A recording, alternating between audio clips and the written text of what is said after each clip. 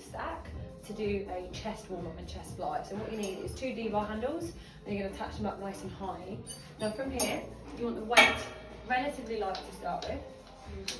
And what we're doing is we're working and activating the muscle fibres of the chest here and across the whole front of the body. So you're going to drive the handles down, take 1 step forwards, keep both feet flat on the floor, and from here you're going to have a small bend in the elbows as you open the chest to a stretch, and then you're going to squeeze those knuckles together.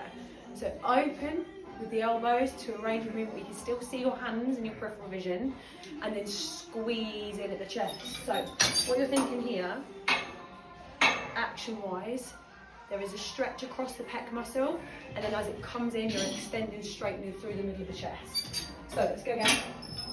You've got extension here, putting that pec in that full range of stretch, and then fully contracted range. And I'm actively pressing my knuckles together.